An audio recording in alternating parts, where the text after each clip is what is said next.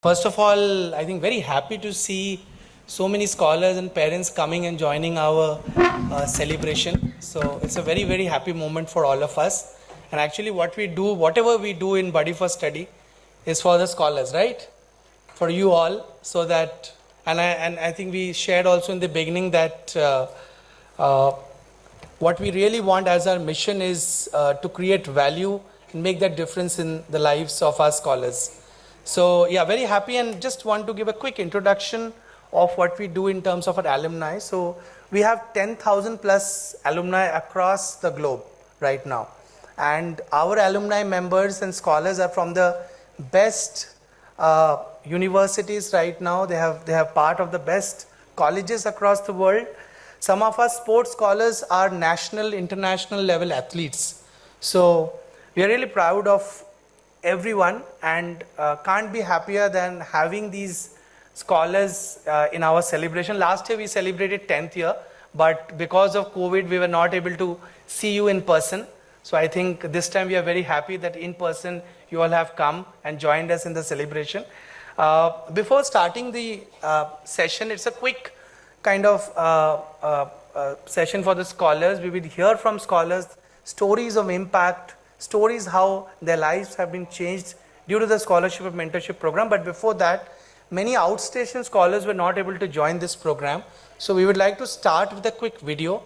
We have got some congratulatory messages from our scholars who are in the outstation. So we'll quickly start with that, and then we will invite few scholars to join us in a quick round table discussion. And after that we have a buddy talk also, where some scholars will come and talk, and really happy and proud to see scholars coming to the podium and talking so confidently. Just saw Nikita doing that, and Dilip came in. So now I think we'll have more scholars coming in. And post that we also have a oath ceremony. It's a very unique thing we are doing this time. So I think where all our scholars, I don't know, we have such a large stage, so many scholars have come, and one parent will also come and share his experience. So yeah, so big round of applause for all our scholars. एक scholar थोड़ी देर पहले question पूछ रहे थे कि क्या motivating factor है हमारे पार्टनर्स के लिए. तो हमारे लिए भी हमको भी बहुत सारे मोटिवेशन की ज़रूरत पड़ती है. बिकॉज आई थिंक जब कोविड का टाइम आया, देवर I think every day 1,000 calls were coming, right, on our helpline, more than 1,000 calls, and these were all mostly distress calls, like I've lost my father, what to do, or schools are closed, I don't have money, my parent has lost whatever employment. So ऐसे calls आते थे तो हम खुद ही, like we were so many calls coming every day with these kind of SOS kind of calls.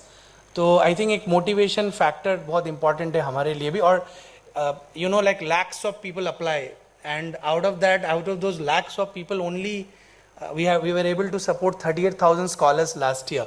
तो 38,000 scholars lakhs से तो हमको भी demotivating लगता है कि और बच्चों को support करें. तो आई थिंक ये जो स्टोरीज है, ऑल 45,000 स्कॉलर्स जो सुबह आशुतोष वाज शेयरिंग, सब एक स्टोरी है, यूनिक स्टोरी है. एवरीबडी एक स्ट्रगल से वो निकल के आए हैं, and they have come out of that challenges, and now they are that fortunate number of students who are fortunate to get the scholarship. So I think we are also responsible as scholars, right? Because if I tell my story very quickly, I was a scholar throughout. In my schooling I got scholarship, college I got scholarship, for my masters I got scholarship. So entire education was through scholarship. So we as scholars are also responsible, right? So today we are going to discuss all these things, but before that I would like to call some of our scholars.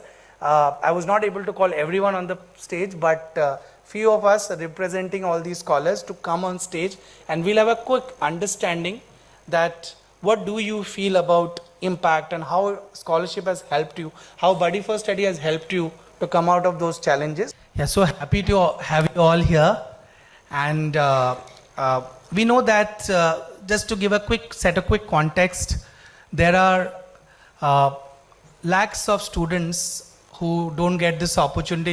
If you see the data, the gross enrollment ratio, I think just now the panel was discussing about that only 26% students get into colleges. That is what they were saying, right? And I think many of you are already in college or just about to pass out. Some of you have already passed out. So we are that fortunate group, right? and they're part of that 26%. And if you are a girl studying based out in a rural area in India, the chances of getting into college is 1 out of 100. So just 1% chance. And there are so many girls. We have, how many? 5 girls with us sitting. So, it's so difficult, right? Coming out of that, this vicious circle, I would call, so difficult. So, just would like to know, like it has been a transforming journey for us as well, and for you as scholars, your Buddy for Study scholars, and also part of so many scholarship programs. So, of course, we'll start with the introduction first, and then we'll try to understand that what has been that impact which the financial assistance or the mentorship has created. So before that, just want to quickly have a round of introduction about you and what are you doing right now and what scholarship you received, maybe a quick round of introduction, then we can get into the discussion. Yeah, please. How are you? Good evening, my name is Anshika Sharma. Good evening, my name is Anshika Sharma. Good evening, my name is Anshika Sharma. I'm from Himachal Pradesh. I'm pursuing my education in nursing. I'm in first year. I've studied in Guru Dronacharya College of Nursing in Dharamshala. I have received my scholarship from HCL Foundation. Thank you. Say a little bit about your family also. Yeah, please. Good evening. My name is Prachi and I'm currently pursuing my Masters in Political Science from the University of Delhi, and I got my scholarship from BYPL Shashakta Scholarship 2020-21. Okay, great, excellent.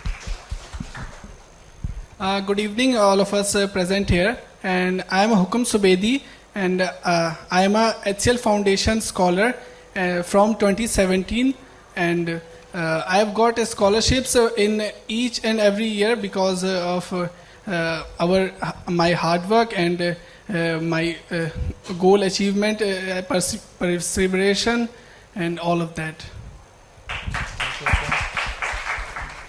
Good evening, everyone. My name is Yasmin, and currently I am pursuing my master degree in Jamia Millia Islamia and in Mass Comm. And I have received BIPS scholarship in 2020. Okay, great, excellent. Hello everyone, very good evening. My name is Roshni Kumari and I'm student of BTech last year, and I have got HDFC ECS scholarship. Good evening everyone. I am Nabiga Hasif from Delhi. I am pursuing Master of Business Administration from Jamia Millia Islamia. I got Ericsson Empowering Girl Scholarship in 2021. Thank you so much for the quick introduction, but I think it's just a very brief introduction. We would like to know much more about your journey, so maybe we can start off with that. As the theme says that about transformation, right? So transformation in terms, of course, when you were seeking this scholarship support, you had different challenges. Maybe if you can help us understand that what were the challenges that time and how this scholarship brought about, or that hope or that confidence in you. And then also when we talk about impact, right? So impact, you understand about impact, right? So impact is something which is more long term. So after so many years, some of you have received scholarship in 2021. How during these 2-3 years, and Hukum, I know you have been receiving scholarship for some time already. So can you, both the ways, when you had received this scholarship, what was those challenges you were able to kind of overcome? And then now, right now, when you're sitting this podium in front of so many people, what impact it has created in your life? If you can share, and there's no right and wrong answer, just speak out your heart, and this is all family. Our Buddy for Study team members and your family is here. So we would love to know about your stories, how this journey has been. Yeah, anyone can start. Yeah.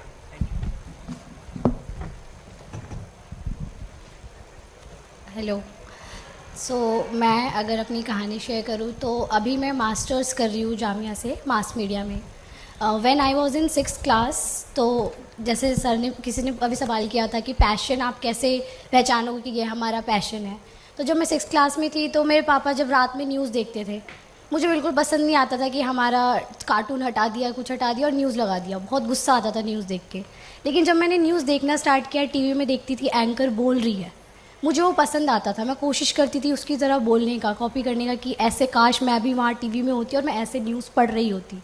तो वहाँ से I recognise कि मुझे journalism में जाना है, मुझे anchoring पसंद है, मुझे मीडिया की फील्ड पसंद है। मैंने 6th क्लास में ही अपना पैशन ढूंढ लिया कि मुझे ये पसंद है। और जब मैं 12th में थी तो 12th में जब मैंने अपना बोर्ड एग्ज़ाम दिया, तब भी मुझे ये चीज़ एकदम क्लियर नहीं थी कि मुझे आफ्टर माई 12th कौन सा कोर्स करना है मीडिया के लिए, कितने पैसे लगेंगे, कुछ नहीं पता था। और मेरे पेरेंट्स भी पढ़े लिखे नहीं हैं, उन्होंने वो तो स्कूल भी नहीं गए हैं, मदरसे से उतना ही पढ़ा है, तो उनको भी नहीं पता कि वो मुझे कैसे गाइड करे। तो जो कुछ सारी रिस्पॉन्सिबिलिटी थी वो मुझ पे थी कि मुझे आगे पढ़ना है या नहीं पढ़ना है, क्या पढ़ना है। तो when I was in 12th मैंने जस्ट गूगल पे सर्च किया कि जर्नलिज्म की पढ़ाई के लिए आफ्टर 12th कितने पैसे खर्च होंगे, तो कहीं 1 लाख, कहीं 1.5 लाख, कहीं 2 लाख दिख रहा। तो वो देख के अमाउंट ना ऐसे दिल हो गया कि ये शायद नहीं हो पाएगा, इतने पैसे तो है ही नहीं कि 1-1.5 लाख रुपए पेरेंट्स लगा दे। हम मिडिल क्लास फैमिली में है तो उतना नहीं है कि हम दे सके। बट वो होता है ना कि जब आप कुछ करो, आप पैशन फॉलो करो, तो किस्मत भी होती है। अपने आप ही डीयू में एंट्रेंस का भरा, मेरिट बेस पे भरा, वहाँ पे भी कोर्स था BA ऑनर्स जर्नलिज्म। मुझे पता भी नहीं था कि जर्नलिज्म में भी कुछ ऑनर्स हो सकता है, और वो सिर्फ डीयू के 7 कॉलेजेस में। और लकीली मेरा उसमें नंबर आ गया। और जब मुझे पता लगा कि फ़ीस कितनी है तो पता लगा 10,000 फ़ीस है। 10,000 भी बड़ी अमाउंट थी, बट 1 लाख 1.5 लाख सोचा था उसके कंपैरिजन में ठीक था। तो अप्लाई कर दिया और एडमिशन हो गया। सब बहुत खुश थे कि चलो 1 साल की फ़ीस जैसे तैसे दे दिया, अगले साल की भी देखी जाएगी। तो मैं बेसिकली बिहार से बिलोंग करती हूँ, मेरी स्कूलिंग दिल्ली में ही हुई है, बट फैमिली जो रिलेटिव्स हैं वो गाँव में रहते हैं। मैं एक ही अपनी मतलब बहन हूँ अकेली, और मेरे 2 भाई हैं। तो मेरी मम्मी को सब कहते हैं, बेटी को इतना पढ़ा रहे हो, इतना पढ़ा लिखा लड़का मिलेगा आपको, इतना आगे तक पढ़ाए जा रहे हो। तो मेरी मम्मी वाज लाइक कि इसका अल्टीमेट गोल सिर्फ शादी करना थोड़ी है कि इससे ज़्यादा पढ़ा लिखा लड़का हमें ढूंढने, चैलेंज है। तो सब बोलते थे कि इतना क्यों पढ़ा रहे हो। मेरी मम्मा ने किसी की नहीं सुनी, बस मेरे पे फेथ रखा कि नहीं मेरी बेटी पढ़ेगी। हाथ में पैसे नहीं है, बट फिर भी वो कॉन्फिडेंस रखा कि नहीं पढ़ेगी। फिर ग्रेजुएशन हो गई, क्योंकि मम्मी ने मुझे प्रॉमिस किया था कि मैं ग्रेजुएशन करा दूंगी कैसे भी थी, और वो होने वाली 3rd ईयर। अब मेरा मन था कि मुझे जामिया से मास्टर्स करनी है जर्नलिज्म में, बट उसकी फ़ीस ट्रिपल थी, 10,000 भी नहीं थी, 70,000, उससे भी ज़्यादा साल की। सो तब मेरे पास अपने आप सामने से बडी फॉर स्टडी की कॉल आई। मैंने यहाँ रजिस्टर कर रखा था गूगल पे जाकर, मुझे पता भी नहीं था। मेरे पास कॉल आती है सामने से कि हाय यास्मीन, एक स्कॉलरशिप है BOIPL के नाम से, so if you are interested आप अप्लाई करने में। मैंने कहा डेफिनेटली, स्कॉलरशिप अगर मुझे मिल जाएगी तो फिर क्या बुराई है, मतलब हेल्प हो जाएगी। सो वो हुआ, और मेरे को लकीली स्कॉलरशिप मिली। मुझे 22,000 रुपीज़ उसमें मिले, और मेरे को सेमेस्टर वाइज 34,000 भरना था। तो बाकी के जो 10-12 हज़ार कम हुए, मैंने इंटर्नशिप्स करी 3-4 महीने में। जब मैंने एंट्रेंस की तैयारी करी तो उसमें मेरे को मिलते थे पैसे, तो सारा जोड़ जाड़ के एडमिशन करा लिया मैंने अपना मास्टर्स में। तो एक ऐसा टाइम जब पेरेंट्स ने ही बोल दिया था कि हम आपको ग्रेजुएशन तक कराएंगे, उसके बाद नहीं हो पाएगा। लेकिन उस टाइम BOIPL की स्कॉलरशिप बडी फॉर स्टडी से जो मिली, उसने मेरे को मास्टर्स करने में, अपनी पढ़ाई पूरी जो मैंने सोचा था वहाँ तक पहुँचाने में बहुत ज़्यादा हेल्प करी। मतलब अगर मुझे नहीं मिलती, इतना बड़ा अमाउंट नहीं मिलता, तो शायद मैं एडमिशन का सोचती नहीं इतनी बड़ी यूनिवर्सिटी में। So thank you for that कि मैं अभी वहाँ पढ़ रही हूँ। आई थिंक इसके साथ जो हम we were talking about passion, तो ये परसिवरेंस भी है, रेजिलियंस भी है। तो सिर्फ पैशन नहीं, उसके साथ साथ कि मैंने ठान लिया तो अभी मुझे करके ही छोड़ना है। तो I think that's a very good. आप बहुत अच्छे जर्नलिस्ट बनेंगे जैसे आप बात कर रहे हैं। सो या thank you so much for sharing your story. या नेक्स्ट, यस। मैं अपनी स्टोरी स्टार्ट करूँ तो 2019 में एक्चुअली कैंसर की वजह से मेरे पापा की डेथ हो गई थी। और उस टाइम मैं मतलब 10th के बाद मैंने पॉलिटेक्निक ज्वाइन किया था पूसा इंस्टीट्यूट ऑफ टेक्नोलॉजी से। मैं घर में एल्डर हूँ, और मतलब काफ़ी ज़्यादा उस टाइम मतलब क्राइसिस थी। तो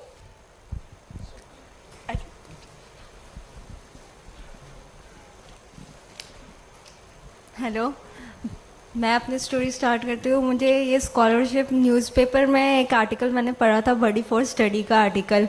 वहाँ मैंने देखा था MBA स्कॉलरशिप। उस वक्त मैं MBA के लिए अप्लाई करती थी 1st ईयर के लिए। फर्स्ट ईयर में थी।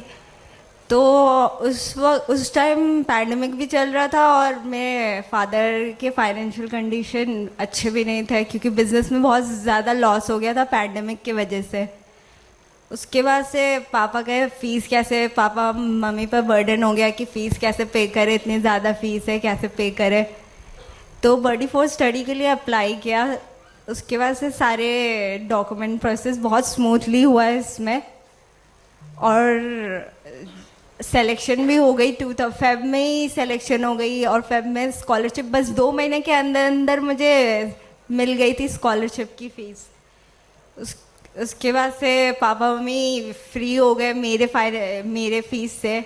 लोन भी नहीं लेना पड़ा पापा मम्मी को, और मुझे पार्ट टाइम जॉब भी नहीं करना पड़ा। इन सब से फ्री हो गई और ज़्यादा से ज़्यादा टाइम पढ़ पा रही थी, स्टडी में दे पा रही थी। अगर बॉडी फॉर स्टडी नहीं रहता तो पता नहीं क्या होता, नहीं ड्रॉप आउट हो जाती ऐसे ही, क्योंकि उस वक्त फाइनेंशियल कंडीशन बहुत ज़्यादा ख़राब थी हमारी। और मेरे 5 भाई बहन हैं, सब पढ़ रहे थे उस वक्त। एंड इसी तरह ये स्कॉलरशिप मिली, और बहुत सारे फिर सेमेस्टर में भी बहुत अच्छे मार्क्स आए। First year second year 9.0 CPGA आए थे मुझे। सेकेंड सेमेस्टर 8.5 आए थे, थर्ड सेमेस्टर 8.7 आए थे, और फोर्थ सेमेस्टर का अभी रिजल्ट नहीं आया है ऐसे। और इंटर्नशिप्स भी मिले मुझे, 2 इंटर्नशिप किया था मैंने, दो कंपनी में, ट्यूड्यूड में और क्लैरिटी कंपनी में किया था। उसमें मुझे स्टाइपेंड मिले थे 8,000। तो पापा मम्मी बहुत खुश हुए। पापा का सपना था कि मेरी बेटी जामिया मिलिया इस्लामिया से पढ़े, और वो मैंने सपना पूरा कर दिया अपने मम्मी और पापा का। आए आपके पेरेंट्स साथ आए? नहीं, पेरेंट्स नहीं आए। Very nice, thank you for sharing this story. या प्लीज। हेलो। अगर मैं अपनी स्टोरी बताना चाहूँ, जब मैं 9th क्लास में थी तो मेरे फादर की डेथ हो गई थी। At that time my mother use to make chapatis, and after that she Continue. Don't worry. I think it's an inspiration for all the people who are listening to you. I think it's important आप strong हो के, and you people are very strong कि आप यहाँ बैठ के story को share कर पा रहे हैं। तो आई थिंक बहुत सारे ऐसे बच्चे हैं, इनके स्टोरीज है, बट ये स्टोरी से आप कैसे निकल के आए इस चैलेंजेस से, ये सबके लिए इंस्पिरेशन होगा। तो आई थिंक सब सुनना चाहते हैं। If you want to take a little time, it's okay, और you want anything, you want water, little bit of water, take your time, don't worry. उसके बाद मेरी मम्मा ने सिक्योरिटी गार्ड की जॉब करी HCL में। There is one employ, her name is Hanshika. She is from Bihar. He help me to, मतलब उन्होंने मुझे बडी फॉर स्टडी के बारे में बताया, जहाँ से स्कॉलरशिप मिलती थी। बट मेरे को कुछ भी नहीं पता था कि कहाँ से स्कॉलरशिप मिलती है और कैसे मिलती है। But at that time she help me कि आप यहाँ से हेल्प लो और अपनी स्टडी कंटिन्यू करो। मेरा एक छोटा भाई है जो मेरी मम्मा के पास रहता है, और मैं हिमाचल में पढ़ती हूँ अपने नानी जी के पास। तो मतलब उन्होंने मेरी इतनी ज़्यादा हेल्प करी कि स्टिल मतलब मेरे को अपनी 12th कंप्लीट करने में बहुत ज़्यादा हेल्प मिली। मैंने वहाँ से मतलब उन्होंने जो हेल्प करी उसकी वजह से मैंने अपनी बहुत सारी डिफरेंट काइंड ऑफ बुक्स मैंने अपने लिए रेफर्स करी। एक सिर्फ फ़ीस ही नहीं मतलब मैंने पे करी उस चीज़ से, मतलब मतलब मैंने अपने उस कोचिंग भी ली है, मतलब I have week in chemistry. तो डेट्स वाई मतलब मैंने उसके लिए मतलब उस चीज़ से स्पेशली मतलब मैंने उस चीज़ से इंस्पायर होकर मतलब मुझे मिलती, तो मैंने उस चीज़ से वहाँ पे मतलब कोचिंग ली स्पेशल। मतलब I have to travel more than 6 to 7 kilometre per day. तो but I didn't find difficulty. और एट मतलब पेंडेमिक में मेरी मम्मा ने मतलब जॉब भी मतलब लेफ्ट हो गई थी, मतलब but at that time I didn't feel कि मतलब नहीं मतलब एक चीज़ नहीं है। बट मतलब हमेशा से मतलब यही रहा है। आज मतलब मैं फिर से मतलब अपनी स्टडी कंटिन्यू कर रही हूँ BSc नर्सिंग। तो मतलब मुझे फिर से वहाँ पे मतलब हेल्प मिली है उनकी तरफ से 50,000 आई थिंक सो। बट उसकी वजह से मैंने अपनी फ़ीस पे नहीं करी है। बट इस बार ही मैंने मतलब अपने उसे यूज़ किया है कि but I have to promise my mother, इस बार जो भी मुझे स्कॉलरशिप मिलती वो मुझे अपने ब्रदर के लिए रखूँगी, अपने लिए नहीं। अपने लिए मैं ट्राई करूँगी कि मतलब मुझे भी कुछ करना चाहिए। सिर्फ एक single study is not enough for us. मतलब you should have to also help with our parents with to do something. मतलब she is alone to work here and she is living here alone with more than 4 years.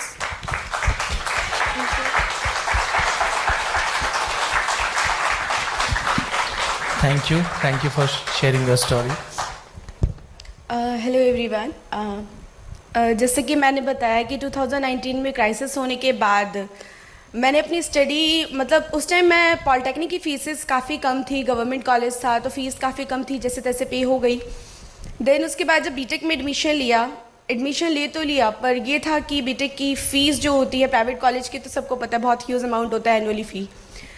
Then उसके बाद मेरे लिए तो बहुत ज़्यादा huge था। उसके बाद जब मैंने होम ट्यूशन्स देने शुरू करे, काफ़ी ज़्यादा मेंटली तो मतलब बहुत ज़्यादा मतलब मेंटली इतनी ज़्यादा स्ट्रांग नहीं थी मैं, और बहुत ज़्यादा कॉन्फिडेंट भी नहीं थी। काफ़ी चीज़ें ऐसे लग रही थी कि बीटेक करूँ कि नहीं करूँ या डिप्लोमा करके जॉब करूँ। उसके बाद ऐसा लगा, मम्मी ने बोला कि नहीं आपको बीटेक करनी चाहिए, आपको ग्रेजुएशन कंप्लीट करनी चाहिए एटलीस्ट। फिर उसके बाद बीटेक में एडमिशन लिया। देन उसके बाद ये जो बड़ी फोर्स स्टडी के लिए मैंने एनरोल किया इस HDFC ECS स्कॉलरशिप के लिए। उसके बाद फिर मुझे जब ये स्कॉलरशिप मिली तो ये मेरी जो स्टडी है फीस नहीं पे हुई, एज वेल एज मैंने स्टडी भी आगे कंटिन्यू रखी। कहीं ना कहीं मैंने सेकेंड ईयर में लेटरल एंट्री के थ्रू मेरा एडमिशन हुआ था, और उसके बाद सेकेंड ईयर थर्ड ईयर की फ़ीस पे हो गई थी जैसे तैसे, जो FD थी वो तुड़वा ली, जो था वो करके। और उसके बाद फोर्थ ईयर के लिए टेंशन थी कहीं ना कहीं की, बहुत ज़्यादा टेंशन थी कि ऐसा तो नहीं थर्ड ईयर में ही मुझे छोड़ना पड़ जाए। बट लकली मेरे पास ये बड़ी फोर्स स्टडी की स्कॉलरशिप आई, और उसके बाद अभी वो स्कॉलरशिप मैंने यूज़ नहीं करी है। वो स्कॉलरशिप मेरी ये बीटेक के लास्ट ईयर में ये अभी फ़ी जाएगी तो उसमें जाएगी। और उसके बाद जब ये लास्ट सेमेस्टर गया, इसमें मेरी 85% आई, तो वहाँ से मेरे को कॉलेज से भी स्कॉलरशिप मिली। तो ओवरऑल मेरे को बीटेक फोर्थ ईयर का टेंशन ही उतर गया कि बीटेक फोर्थ ईयर क्या मुझे फ़ीस भी भरनी है। तो मुझे ऐसा लगा कि अब वो अकाउंट में सेव है कि मैं फ़ीस के लिए आगे भर सकती हूँ। फिर उसके बाद मैं मेंटली थोड़ा और स्ट्रांग रही, इमोशनली स्ट्रांग रही, क्योंकि मेरे छोटे भाई बहन हैं, उनको भी गाइड कर पाई कि तुम लोग भी अच्छे से पढ़ो, अच्छे से करो, और स्कॉलरशिप के लिए भी अप्लाई करते रहो। फिर जो कॉन्फिडेंस मेरे अंदर बूस्ट हुआ, मैंने अपना जो पैशन था, मेरा सिंगिंग मेरी मम्मी करवाना चाहती थी स्टार्टिंग से, और कहीं ना कहीं मैं स्टार्टिंग से ये अच्छा गाती थी। इस वजह से मैंने हिंदुस्तानी क्लासिकल म्यूज़िक में बीच में सेकेंड ईयर में ही ड्रॉप आउट कर दिया था, क्योंकि उतनी फ़ीस या तो मैं बीटेक की भर सकती थी या तो मैं सिंगिंग सीख सकती थी। फिर वो कहीं ना कहीं वो कॉन्फिडेंस जब बूस्ट हुआ तो उसके बाद शोज़ करने शुरू करे, छोटे छोटे परफॉर्मेंस देनी शुरू करी, और अपना हिंदुस्तान क्लासिकल म्यूज़िक भी कंटिन्यू किया, और आगे भी मैं आगे कंटिन्यू कर रही हूँ। साथ में बच्चों को पढ़ाना शुरू किया, होम ट्यूशन्स देने शुरू करे। तो वो कॉन्फिडेंस, सीधी सी बात है, इम्पैक्ट जो मेरे पे पड़ा, मेरे कॉन्फिडेंस बूस्ट होने में बहुत ज़्यादा इस चीज़ पे इम्पैक्ट पड़ा है, क्योंकि मैं ऑलमोस्ट कॉन्फिडेंस लूज़ कर चुकी थी अपना। तो बाकी इस चीज़ के लिए मैं बहुत थैंकफुल हूँ कि मतलब मैं इतनी ज़्यादा इमोशनली स्ट्रांग हो पाई और अपना कॉन्फिडेंस इतना ज़्यादा बूस्ट कर पाई। तो thank you so much. Thank you so much. Hello everyone. तो we are 5 member including me in my family. So जो मेरे पापा हैं वो एक प्राइवेट सर्विस करते हैं बुक सप्लायर का। तो पेंडेमिक के टाइम पे बहुत ज़्यादा एंड में जा कर के क्योंकि एकदम शट हो गया था सब कुछ, तो स्कूल तो ऑब्वियस सी बात है, तो वो कुछ काम नहीं था, कुछ नहीं था। तो लास्ट ग्रेजुएशन का मेरे को फ़ी पे करना था, उसमें काफ़ी डिफ़िकल्टीज़ थी। उस टाइम पे मेरे को बड़ी फोर्स स्टडीज़ की तरफ से हेल्प मिला BYPL स्कॉलरशिप के लिए, एंड वो मैंने कंप्लीट किया। एंड देन उसके बाद मैंने अपना मास्टर्स का भी उसी से फ़ी पे करा, जिसमें मेरे को भी उसमें हेल्प हुई काफ़ी, और इस तरह से कंटिन्यू हुआ। तो मतलब मेरी मास्टर्स अभी चल रही है, मेरा सेकेंड ईयर है, तो वो भी कंप्लीट हो जाएगी।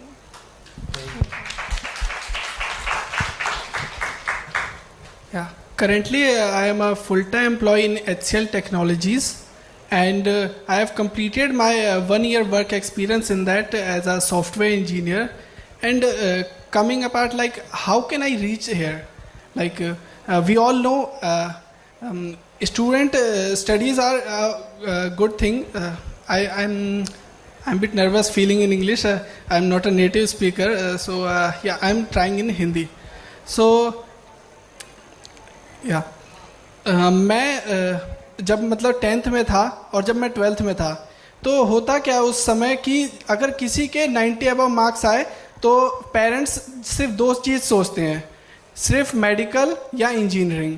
लेकिन मेरा मन सिर्फ मेडिकल और इंजीनियरिंग के अलावा डिफेंस सर्विसेज में भी था, क्योंकि मुझे उसमें दो चीज़ें दिखती थी, love and affection to our country.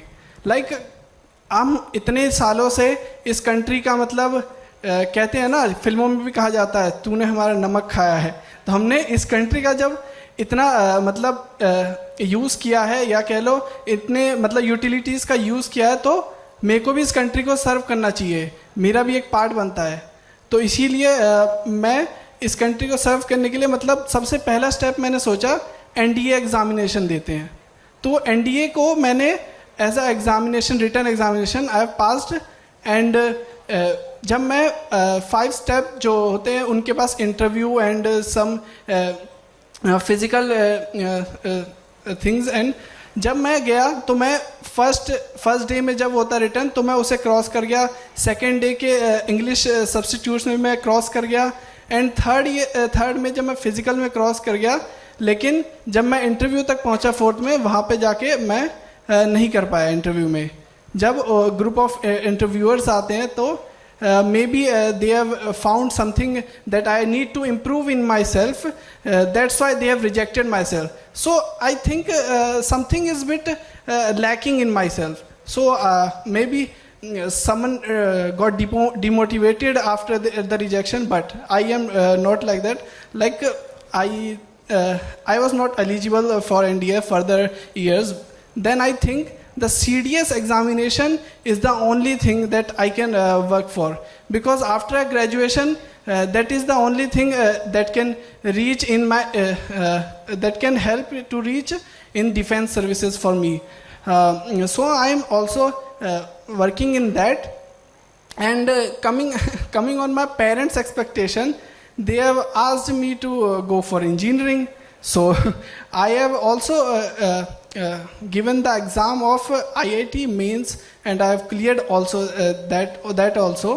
And IIT advanced I am not able to pass. Yeah, that is the lack for me. Yeah, I'm still improving myself. Like learning is the best thing that I can do further and further. It never ends in my life, so I'm letting it go on. Yeah, so just wanted to add one question. We'll get back to this. I think Hukum, you also did the mentorship program of HCL. Yeah. You're part of the mentorship program. So can you just quickly kind of share your experience that because since you are saying that after the rejection of NDA and your interview, you still were motivated, you continued the journey. Did mentorship help you in this journey anyway, the HCL mentorship program? Sorry to not mention my mentor's help. Yeah, mentor is like my teacher, my parent, my friend and all that. Like mentor ने मेरी इतनी help करी है कि जैसे कहते हैं कि किसी को मतलब रात को डिस्टर्ब मत करो, लेकिन अगर मैं अपने मेंटर को उनके काम के बाद भी रात को भी अगर मैं फ़ोन लगाऊं तो वो मतलब लेट नाइट तक भी मेरे से अगर मेरे फ्यूचर के रिगार्डिंग, कैरियर के रिगार्डिंग बात करते थे। उनकी हेल्प इतनी, जैसे कि बच्चों के साथ क्या होता है, एक एज के बाद 2 पार्ट्स आते हैं, जैसे कि मैं इस फील्ड में जाऊं या इस फील्ड में जाऊं, तो वो मेरे को बताते थे कि कौन सा फील्ड तुम्हारे लिए सही भी रहेगा या अगर तुम्हारा उसमें इंटरेस्ट है कि नहीं है, वो भी मेरे को बताते थे। Some like activities you can, वो बताते थे कि ये सब एक्टिविटीज़ करने से तुम्हें पता चलेगा कि किस में आपका इंटरेस्ट है। और कभी कभी तो वो अपने तरफ से भी मेरे को कॉल किया करते थे कि अगर आपको कोई हेल्प चाहिए हो, या फिर मतलब वो मेरे को बताते थे कि स्टडीज़ को ऐसे ऐसे मैनेज करोगे तो मतलब बेटर रिजल्ट्स आएंगे। या thank you. Yeah, thank you so much. So I think the next question would be, of course, you have spoken about the challenges, and some of you also discussed about how the scholarship had helped you to overcome that challenge. Especially, it was reducing the burden from your parents' shoulder.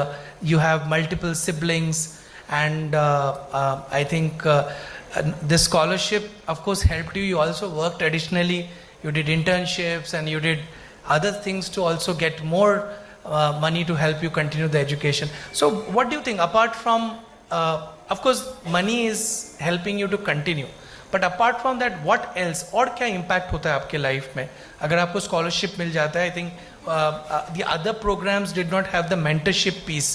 But if you have gone through the mentorship program ever, because you know many of our programs also offer mentorship support, like how Hukum was telling about what kind of support he got. So क्या लगता है, क्या और impact आपके life में create होता है? Not necessarily everyone, whoever wants to answer that ये भी life में मेरे change आया scholarship के बाद. Financial burden तो कम हो गया, of course.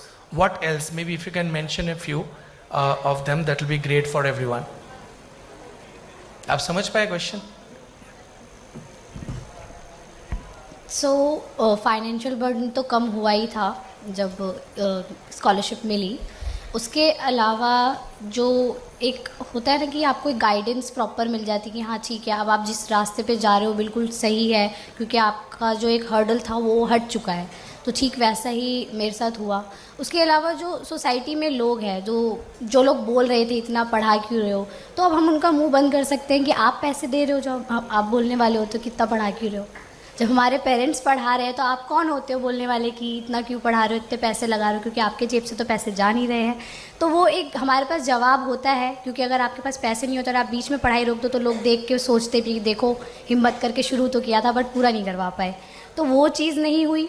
अच्छी चीज़ ये थी. और दूसरी चीज़ ये कि मुझे एक चीज़ बहुत अच्छी लगी कि जब मैंने जर्नलिज्म में स्टार्ट किया, तो जैसे कई लोग हैं यहाँ पे, एक जो बडी फॉर स्टडी की वॉलंटियर ही है, उन्होंने बताया कि वो फर्स्ट वन थी अपनी फैमिली में. तो ठीक ऐसे ही मैं अपनी पूरी फैमिली में पहली हूँ जो मास्टर डिग्री कर रही है. वो मीडिया की फील्ड में कोई भी नहीं है हमारे पूरे दूर दूर तक ख़ानदान में. तो मीडिया की फील्ड में मास्टर डिग्री तक पहुँचना वो एक बहुत बड़ी अचीवमेंट है मेरे लिए. और लोग मुझसे सीख रहे हैं, मुझे ये अच्छा लग रहा है. मतलब मेरे पड़ोस में एक रहती है, वो एक दिन मुझे कह रही है, दीदी मुझे भी ना आपके जैसा बनना है, मुझे भी मीडिया में जाना है, तो मैं कैसे जाऊँ. तो मुझे वो चीज़ बहुत अच्छी लगी कि लोग कहीं ना कहीं इंस्पिरेशन ले रहे हैं और मुझसे पूछ रहे हैं, और मैं उनको बता सकूँ एक करेक्ट वे, ताकि जो कन्फ्यूज़न मेरे अंदर थी जब मैं इस पोजीशन में थी, वो कन्फ्यूज़न उन स्टूडेंट्स में ना रहे जो अभी आगे चल के आफ्टर 12th वो अपना करियर चूज़ करेंगे. तो फाइनेंशियल बर्डन अगर आपका क्लियर होता है और आप अपने ड्रीम की ओर आगे बढ़ते हो, तो आपके पीछे जो लोग हैं आप उन्हें भी प्रॉपरली गाइड कर पाते हो कि आपको कैसे जाना है. स्कॉलरशिप का भी है. कई लोग, इंटरनेट सबके पास है, लेकिन इंटरनेट अच्छे से यूज़ करना हर किसी को नहीं आता है. जैसे मेरे को स्कॉलरशिप मिली, मेरे आसपास कई लोग ऐसे हैं जिनको पता भी नहीं है कि स्कॉलरशिप्स आसानी से इंटरनेट के थ्रू मिलती है. उनको लगता है कि बहुत धक्के खाने पड़ते हैं सरकारी स्कॉलरशिप में या वैसे, लेकिन उनको नहीं पता कॉर्पोरेट सेक्टर है, बहुत सारी जगहों से स्कॉलरशिप मिलती है. तो वो हम लोगों की रिस्पॉन्सिबिलिटी होती है, मेरी रिस्पॉन्सिबिलिटी है कि मैं उनको बताऊं कि आप पैसे के चक्कर में पढ़ाई मत रोको, आप स्टार्ट करो, स्कॉलरशिप्स के लिए अप्लाई करो, आपको हेल्प मिलेगी. तो वो हमारी रिस्पॉन्सिबिलिटी है कि आगे आने वाले जो बच्चे हैं और उनको प्रॉपर गाइड कर सके कि एक इंटरनेट का अच्छे से यूज़ कैसे करना है अपने लिए. Very good. और कोई, anyone else wants to share? What else? I think what आप correctly mentioned is कि बाकी लोग जो हमारे बारे में सोचते हैं वो भी चुप हो जाते हैं. We get that confidence कि हम आगे बढ़ेंगे, क्योंकि हमको, I think we have got that support now, and we also get the confidence to help others. So I think I'll come to that point. But any other points to be shared before that? Anything else? कि what else do we get apart from the financial? If you get a scholarship, क्या impact होता है आपके life में? Personally जैसे इन्होंने कहा, personally तो सपोर्ट होता ही होता है, साथ में सोशली भी होता है. और मैं भी आफ्टर मेरी जो फैमिली में हैं 14 ब्रदर्स के बाद, मेरे कज़न्स ब्रदर्स की बात कर रही हूँ, उनके बाद मैं हुई थी. और फिर उसके बाद मैं सबसे बड़ी गर्ल चाइल्ड हूँ अपने पूरे परिवार में. और फिर साथ के साथ ये था कि मतलब अच्छा पढ़ाना है, अच्छा कराना है, अच्छा सब कुछ करना है. बट वही फादर के जाने के बाद ये लगा नहीं था कि अच्छा ये हो पाएगा, अच्छा वो हो पाएगा. तो ये सारी चीज़ें वो अच्छा रिमूव हो चुका था. तो उसके बाद रिलेटिव से कई हद तक ही साथ दे पाते हैं, बहुत आगे तक तो नहीं जा पाते हैं. पर ये जो स्कॉलरशिप है, मैं अपनी तरफ से पूरी कोशिश करूँगी कि ये जो छोटी छोटी स्कॉलरशिप्स है मैं उन बच्चों तक पहुँचा पाऊँ, बता पाऊँ कि आप भी कर सकते हो. अभी तो मैं विद मनी हेल्प नहीं कर सकती, बट आगे चल के मैं अपना 4th ईयर कंप्लीट करने के बाद अपने पैरों पे खड़े होने के बाद उन बच्चों को फ्री में पढ़ाना पसंद करूंगी जिनको आज मैं पैसे लेकर पढ़ाती हूँ. Excellent, very good.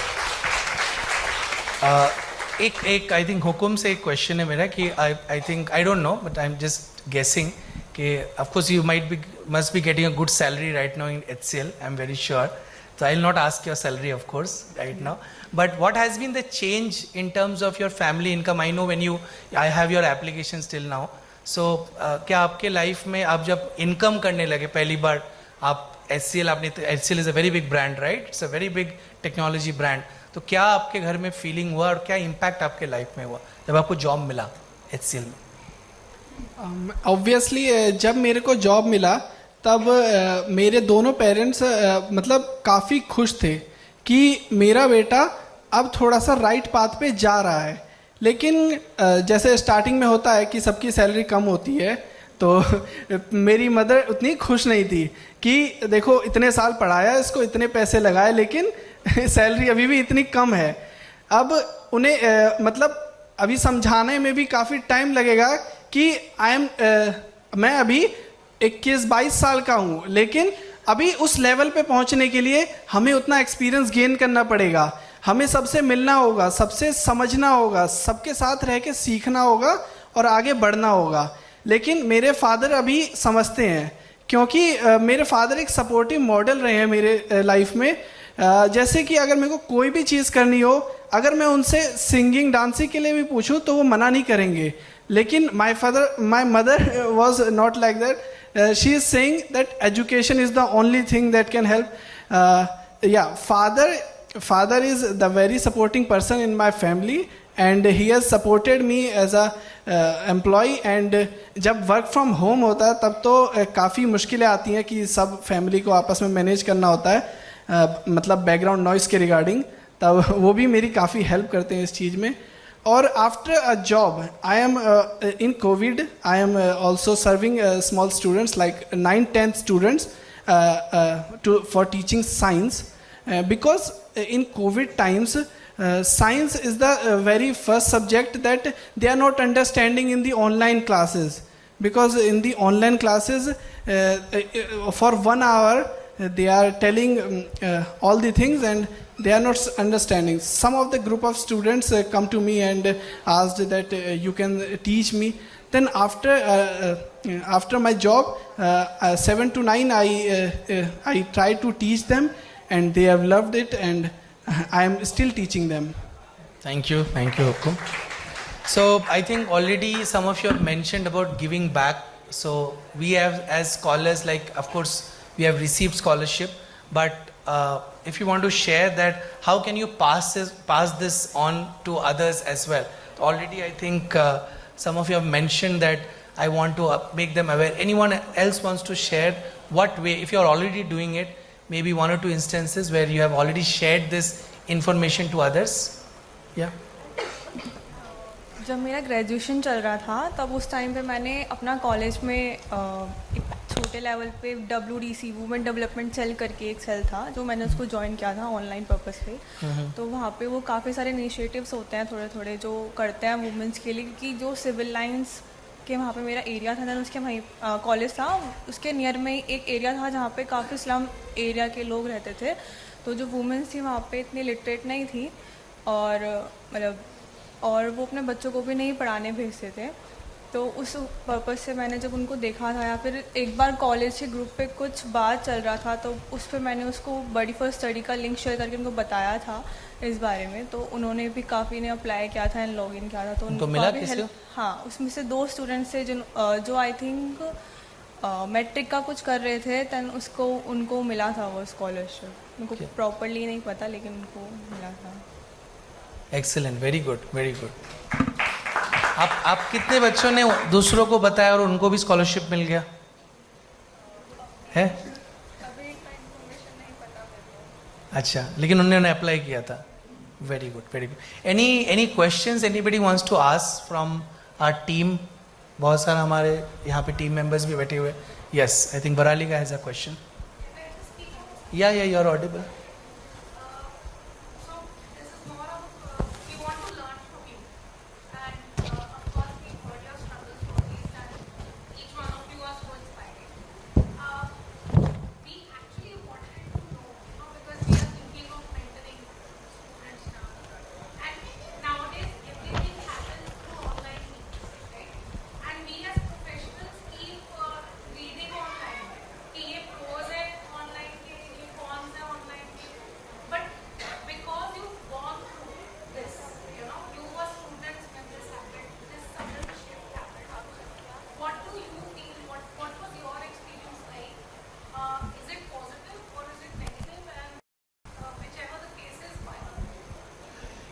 wants to answer this?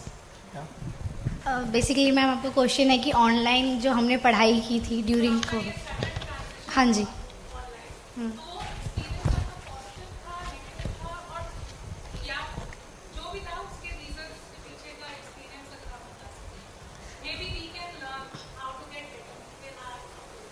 सो जब ऑनलाइन चीज़ें स्टार्ट हुई अचानक से, उस टाइम मैं अपने फाइनल ईयर में थी कॉलेज में, ग्रेजुएशन में।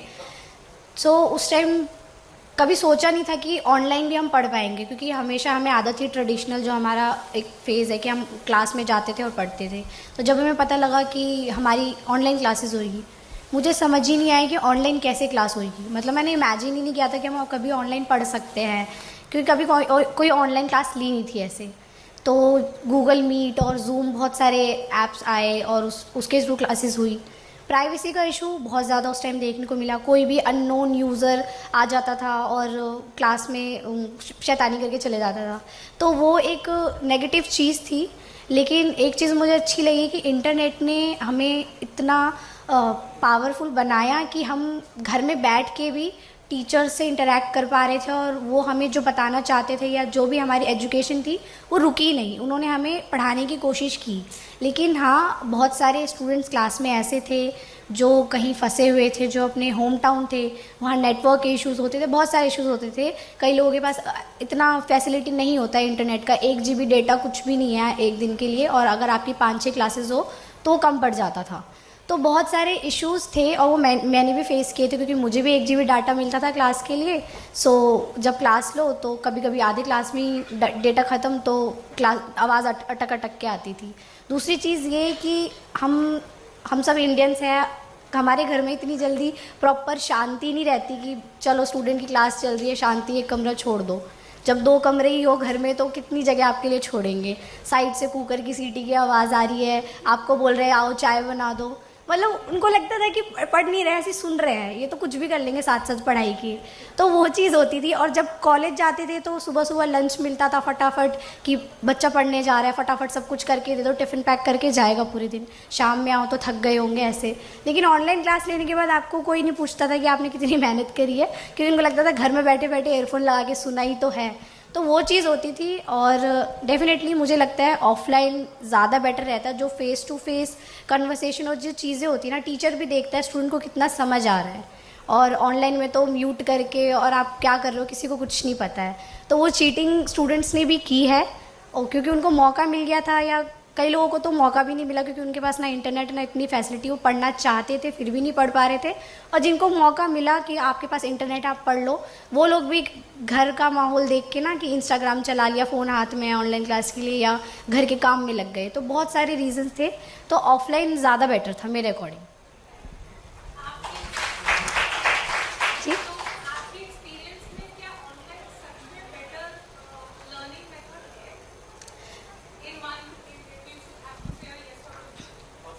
नहीं, ऑफलाइन इज़ बेटर। ऑनलाइन बिल्कुल होता नहीं, कोई ऑप्शन नहीं है तो ऑनलाइन रखा जाए, अदरवाइज ऑफलाइन सबसे बेटर है। हमने भी लास्ट ईयर ऑनलाइन किया था, तो I think you see offline how emotions are coming out, and so I think both has its own pros and cons, of course. And I think I'm just trying to imagine that time when schools were closed and we were struggling with online and resources were less and we didn't have money also. So the kind of challenges which our students have gone through, I think we can't even imagine. I think, so kudos to you all that you are here today sitting and you're continuing, you're in all best colleges, so you really make us proud. So I think before closing, it was a lovely discussion with all of you and understanding your stories. It was very emotional at times also, but maybe a closing remark from any one of you, that if you want to share about Buddy for Study, because it's our 11th anniversary as well. If you want to just quickly share about your feeling about Buddy for Study, or anything, any feedback you want to share about us. Yes, one or two of you. Yes. सो मुझे तो बस ये कहना है कि मुझे बडी for study का जो स्टूडेंट्स के साथ कनेक्शन है वो मुझे बहुत अच्छा लगा, क्योंकि ऐसा नहीं है कि और भी वेबसाइट्स होंगी लेकिन इवन इस इवेंट के लिए भी इन्होंने जितने पोलाइटली हमें कॉल करके पूछा है, बुलाया है, हर रोज़ अपडेट लिया है कि आप आ रहे हैं, यहाँ पहुँचने के बाद भी पूछा है कि आपको कोई दिक्कत तो नहीं हुई। तो वो जो पोलाइटनेस है ना, कितने प्यार से इतना कुछ, इतनी ज़्यादा कि यहाँ तक बैठा भी दिया तब भी कह रहे कोई परेशानी तो नहीं हुई। तो वो एक नेचर हर ऑर्गेनाइजेशन का नहीं होता है। तो बडी फॉर स्टडी की जो वो पोलाइटनेस है, चाहे इंटरव्यू हो, चाहे आपको यहाँ फिजिकली बुलाना हो, वो चीज़ मुझे बहुत अच्छी लगी कि जो आप लोगों ने हमें इतना अच्छा सम्मान दिया, उसके लिए thank you so much and all the best कि ये 11 साल से भी डबल ट्रिपल हो और आप लोग और सक्सेस करो और ऐसे स्टूडेंट्स की हेल्प करते रहो। Thank you. ये जो नाम है ना, बडी फॉर स्टडी, तो हम आपके बडीज हैं इसलिए। साथ के साथ हम इंडियंस हैं और हमें पता है कि शगुन 1 रुपये के साथ बनता है, या तो 11 या 21 या 51, तो वो 11 है। तो आगे हम चाहते हैं ये शगुन double double double double double मतलब इन्फिनाइट होता चला जाए। और जैसे मेरे जैसे जो बच्चे हैं और भी जो स्कॉलर्स हैं वो इस स्कॉलरशिप के हिस्सेदार बने, और आज जिस लेवल पे आप स्कॉलरशिप दे रहे हो, मेरी ये दुआ रहेगी हमेशा कि और भी आगे लेवल्स पे आप स्कॉलरशिप प्रोवाइड करें, क्योंकि आज भी इंडिया में ऐसे कई ज़्यादा गांव हैं जहाँ पे इलेक्ट्रिसिटी नहीं है, जहाँ पे लैक ऑफ हमें जो रिसोर्सेज प्रोवाइड हो रहे हैं वो रिसोर्सेज उन तक नहीं पहुँचे हैं। तो हम तो फिर भी बहुत आगे निकल चुके हैं। मैं तो ये चाहूँगी वो बच्चे भी इस स्कॉलरशिप के भागीदार बने और अपना लाइफ ब्राइट कर पाए, क्योंकि मेरा नाम रोशनी है। तो मैं चाहती हूँ कि मतलब जैसे मेरी लाइफ ब्राइट हो रही है वैसे बाकी सबकी भी लाइफ में लाइट आए। बहुत अच्छी, very nice. Anyone else? Yes. Yeah, first of all, congratulations to all Body for Study team to cross 11 years of remarks, and for the congratulation, you are the very dependable organization to help others to get the scholarship. Like when I was listening, 38,000 students you have supported and you have given them scholarship. I think that 38,000 is very less, and you also grow with your students and also give the 38 lakhs students to the scholarship, and the 38 crore and the number will not going to stop, and zeros will have to increase in the number of students. Yeah. Thank you so much. Anyone else? Last final remark? I feel very privileged, and personally, it was an amazing experience with Body for Study, and they support many of the students like this, like me, and बहुत सारे को support करते रहे ऐसे ही। मैंने अपने बहुत सारे रिलेटिव को बोला है बडी फॉर स्टडी, बल्कि पूरा फॉर्म फिलअप करवाया है मैंने, कम से कम 10-15 को कराया है। उनमें से किसी को मिलेगा, इतना तो मुझे पता है। और मेरे बाद एक और ने MBA किया है, उसने भी MBA scholarship buddy for study में अप्लाई किया है। वो भी कह रही है मैं अभी तुम्हारे तरह स्कॉलरशिप लेकर आऊँगी, देख लेना। अरे वाह, क्या बात है। Very good. Yes Anshika, final closing. Yes sir, buddy for study हमेशा हेल्प करता है। जब फर्स्ट टाइम मेरे को स्कॉलरशिप मिलनी थी तो मेरे को कुछ भी नहीं पता था उसके बारे में। I think so first time someone, I think so your mentor is given, मतलब उन्होंने मेरे से इन्फॉर्मेशन मांगी थी मेरी, तो आई थिंक सो निपुण sir help me. I literally मतलब मैंने उनकी फेस देख के, मैंने उनके मतलब नाम याद नहीं था मुझे, but I remember her face, and I that one sir sitting that I didn't remember her name, but he really मतलब उन्होंने हमेशा, या वंशर, या उन्होंने हमेशा हेल्प करी। मतलब उन्हें आप कभी भी कॉल करोगे, मतलब कैसे भी, मतलब हमेशा उन्हें बोला है कि सर मतलब नहीं, मतलब एक हम लोग टाउन में विलेज में रहते हैं, मतलब वहाँ पे इतनी फैसिलिटीज़ नहीं होती है, तो मैं सिर्फ उन्हें कॉल करती थी, sir I want your help. उन्होंने हमेशा हेल्प करी है, मतलब वो कैसे भी करे, बट हाँ he did. Thank you sir for everything and all of you, thank you for. मैं भी मनीष सर का बहुत ज़्यादा थैंक यू करना चाहूँगी, क्योंकि उन्होंने अभी शायद यहाँ पे बैठे हुए थे बट यहाँ पे है नहीं, अभी प्रेजेंट नहीं है। कौन से मनीष? मनीष कुमार सर। मनीष कुमार सोनी। तो उन्होंने बहुत सारे काफ़ी मनीष हमारे यहाँ। HDFC. हाँ. तो उन्होंने काफ़ी हेल्प करी थी क्योंकि इतना मुझे भी नेटवर्क का बहुत इशू हो रहा था फॉर्म अप्लाई करने में, बार बार बैक आ जा रही थी, मैं होम पेज पे आ जा रही थी, तो उनको बार बार परेशान करती थी मैं, बट मुझे ऐसा लगता था कि गुस्सा तो नहीं होंगे मैं बार बार कॉल कर रही हूँ उनको कि कहीं बोले कि आपको भी टाइम मिला है कॉल करने का। इवन मैंने उनको रात को भी कॉल किया है, और उनकी फैमिली, फिर मुझे कहीं ना कहीं फील होता था कहीं सर की फैमिली होगी, क्योंकि बच्चों के पीछे से आवाज़ आती थी, मुझे लगता था कि हाँ मैंने डिस्टर्ब कर दिया, कि एक तो वैसे इंसान थका थका जाता है अपने घर, और एक फिर मेरी, पर वो नेचर कभी नहीं बदला उन सर का, बिल्कुल पोलाइट तरीके से बात करना, कहीं भी डिफिकल्टी आती थी इवन वो सामने से कॉल करते थे, बेटा आपसे ये हुआ, बेटा आपसे वो हुआ, तो ये चीज़ें। और इवन शायद आज मैं यहाँ पे होती नहीं, पर जब मुझे उपासना मैम का कॉल आया था, उनका नेचर बहुत पोलाइट है और उन्होंने बहुत प्यार से पूछा, तो मैंने उस टाइम में कंफ्यूज थी कि मैम ठीक है देखती हूँ आ जाऊँगी, फिर उसके बाद लगा जाना चाहिए क्योंकि ट्यूशन्स का टाइमिंग होती है, ट्यूशन्स पढ़ाने होते हैं, फिर उसके बाद फिर लगा कि नहीं, जहाँ से इतनी बड़ी अपॉर्चुनिटी मिली कि मैं अपनी बीटेक के आज मेरा मतलब मैं इतनी कॉन्फिडेंट हूँ, तो वहाँ पर डेफिनेटली मुझे जाना चाहिए। तो आज मैं ये नेचर की वजह से और बडी फोर्स स्टडी की वजह से यहाँ पे बैठी हूँ और अपनी ये स्टोरी भी बता रही हूँ, और थैंक यू सो मच। बस मेरे लिए छोटा सा वर्ड है बडी फोर्स स्टडी के लिए, thank you so much. My name is Prachi and I am currently doing my masters from Jawaharlal Nehru University in geography, and I am in final year of my masters. So in 2021 I received this scholarship, HDFC scholarship, and at that time the education was mostly, the classes were online. The classes were online, so I needed this I needed a laptop, and I needed all the study materials you need na, like when you are in masters you need access to a lot of research papers and everything, and I did not have access to that, and this scholarship has helped me in that. And another thing was that when you get a scholarship na, there's this thing like not only like just one person, a lot of people believe in what you are doing and what you will do with your future. So it has not merely been an educational help to me, but also like to motivate me to serve the community, because what I'm getting, I should be giving it back to the people. And another thing, like to all the parents here, because I think a loving and nurturing home, a family can take you further, and to all the parents, kudos to them. And while you are talking about family here, and Buddy for Study, I feel is a family, because they look out for their the people they are giving these scholarships to, not just providing them scholarships but also guiding them and also helping them to make progress while they're doing it.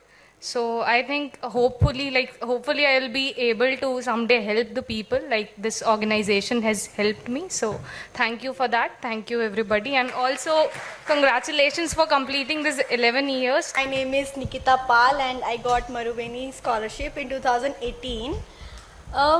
With Buddy for Study, my relation is much older. I got to know about the Buddy for Study by my mom actually. So what she do na, she used to like search education related articles, scholarship related articles for me. So one day she bought a like paper cutting and usme Buddy for Study Marubeni ka tha scholarship. And that time our like financial situation was not that good, so I applied and I cleared for telephonic interview, document verification, and the face-to-face interview was in their company itself, in front of the founder of the company. He was from Japan actually, and yeah, finally I wo bhi pass kar liya and I got that scholarship. So the thing is, I should actually I talked so या तो कहीं ना कहीं things like affect. The thing is, every scholar here like inspired me so much. I learned little things from every scholar. Thank you so much to came here and inspire all of us to do such good things for other scholars also and for everyone, ताकि और भी students को हम scholarships दे सके. And yeah, I am very happy to be serving behind the stage to other scholars also, as I am working as monitoring and evaluation associate in Buddy for Study now. And yeah, I wish I will give my best to make this society effective, to do good things for others and make this world a better place. Thank you so much, and yeah, Birdie for Study wish you a very happiest 11th anniversary. I would like to invite one of our scholar's parent to come and talk a little bit about his experience. Mr. Sohan Lal, father of Master Pankaj, who has received scholarship from HDFC ECS 21-22. Thank you sir. हमारा नाम सोहन लाल है, मेरे बेटे का नाम पंकज कुमार है और ये स्कॉलरशिप जो मिली है इससे बहुत बढ़िया है।